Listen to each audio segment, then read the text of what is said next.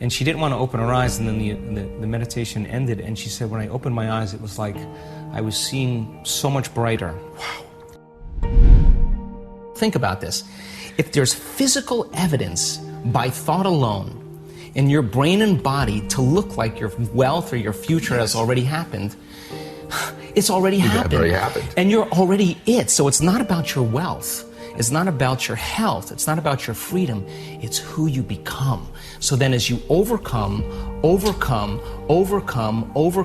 you become someone else. And so most people don't understand that the truth is that every time you overcome yourself a little bit more, the side effect is that you love yourself a little bit more.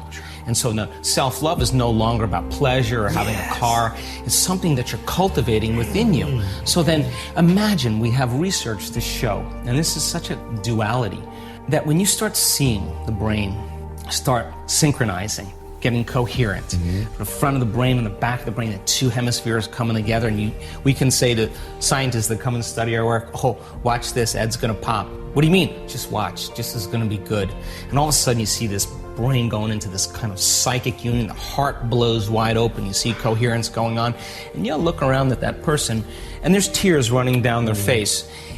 Imagine feeling so whole that it's impossible to want. I mean, how can you want when you're whole? Because you feel like you already have it. Now, when you reach that point, that's when the magic happens, because now you are worthy to receive. And the universe only gives us what we think we're worthy of receiving. So we created these week-long events where people retreat from their lives. And they remove the constant stimulation in their external environment that reminds them of who they think they are as a personality. They separate themselves from the people they know and the places they go and the things that they do at a certain amount of time in their routine, mundane life. So we'll bridge a little quantum physics with a little neuroscience, a little neuroendocrinology, a little epigenetics, psychoneuroimmunology. Those are all sciences about possibility. And I now know that if you can give people sound scientific information, for me that's the language. I know. And then if they can turn to the person next to them and explain it, you're not going to get off the hook. If you can't explain it, it's not wired in your brain. But if you can build a model and explain it, you're installing the neurological hardware in your brain in preparation for the experience. So the more you understand what you're doing and why, the how gets easier because you can assign meaning to it.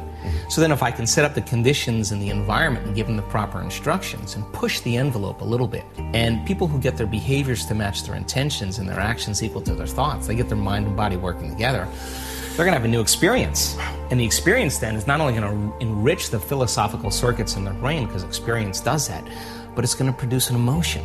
So they're going to start feeling more unlimited. They're going to start feeling more free. Now they're teaching their body chemically to understand what their mind is intellectually understood. So if you've done it once, you should be able to do it again. If you can repeat it, you will neurochemically condition your mind and body to begin to work as one. In other words, the body will start to learn how to do it as well as the mind, and you won't have to consciously think about it any longer. So it gets easier, right? So we follow that format, and the first couple days is that getting beyond your life, getting beyond your emotions. Everybody's got to do it, but if you just keep applying the formula, keep going, and I keep reminding you and keep building the model, I give them numerous opportunities to connect and numerous opportunities to overcome themselves. Sooner or later, you're just going to figure it out. It doesn't matter. You're just going to figure it out. And when you do, then we start seeing now these incredible transformations and changes. And it's like a 4-minute mile.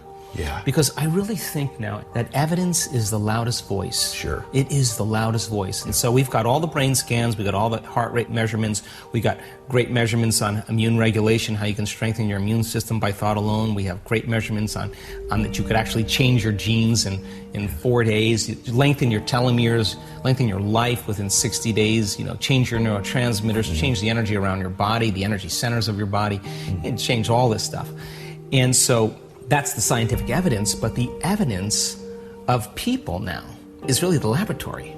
So then, what's the side effect of a person then who begins to make significant changes in just mastering that formula?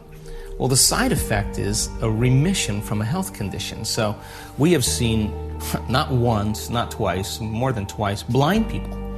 Like that one lady had a stroke on the optic nerve, a nurse from London, very smart lady, and lesion was on the optic nerve, and it created a blind spot Yes.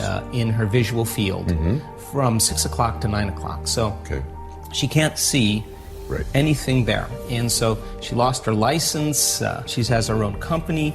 She couldn't read emails. And sooner or later, your brain accommodates a little bit, but not fully. And so the typical prognosis with a stroke when there's neurological damage is that if your brain doesn't recover within 2 weeks, it's going to stay the same and slowly get worse. So she has great relationships with all the physicians, and they all said, yeah, you're going to have to learn to live with it.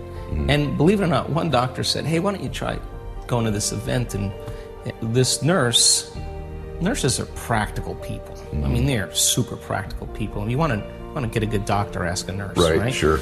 And they're just very, very practical. So she did the online course, she did both the courses, she read all the books, she did all the meditations, and she came to the event with the intention of learning how to live with her condition. It didn't occur to her fully that she could heal it. And she went because she wanted to start a nonprofit to help people.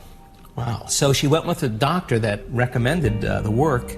Just a certain point in the middle of the event, she was doing a walking meditation on the beach with 1,000 other people there, and it occurred to her that maybe she should think about healing her eyes, So she went into the meditation the same day, and she laid down after we finished the meditation, and she said it was like someone taking cellophane, crackling it in her head. She felt something going on inside her brain, and she was crying because she knew something spectacular was happening. And she didn't want to open her eyes, and then the meditation ended, and she said, when I opened my eyes, it was like I was seeing so much brighter. Wow. And she said, I could see no blind spot, and the doctor was laying right next to her, and she was sobbing, they were hugging each other. And so she went on the Monday morning to get her eyes, the visual fields measured. And hopefully we'll get the image for you, but you can see on the pre-measurement, just a black quarter of the sphere, the lesion of the circle was just all black, in other words, blindness. You see the post-measurement on the Monday morning after the event, there isn't a black spot. Unbelievable. Complete restoration of sight. Now, if you asked me if that was possible 2 years ago, I would say, yeah, it's possible theoretically. But now, this is the 4-minute mile. Then we have another lady that was blind from birth, 5% vision, and again, she had an amazing experience with our coherence healing. We teach people how to heal. When she opened her eyes, she could see faces for the first time. Unbelievable. And in fact, they had these 2 big bouquets on the stage, really big, beautiful flowers. And she had 5% vision, so she could just see a little bit of light. And she thought they were 2 bodyguards on the stage guarding me the whole event. And when she sat up, she could see flowers. Or you see the nurse tell her story, or the lady who's allergic to everything at the same event, who's wearing a mask with the filters and the whole bit, that had anaphylactic shock every day of her life. By the second day, she's on the floor with her mask off, dancing around. That person sits down after they witness that. When they close their eyes and they do their next meditation, their acceptance, their belief, and their ability to surrender and trust that it could happen to them becomes greater. What I want our community to do is say, what is standing in the way between me and my ability to connect to that field? Because I want to eliminate every belief, every emotion, every past, whatever. I want to remove all of those veils. Why am I doing this? Because I want to get so good at this. We have some MIT researchers that are going to organize all the data. 50%.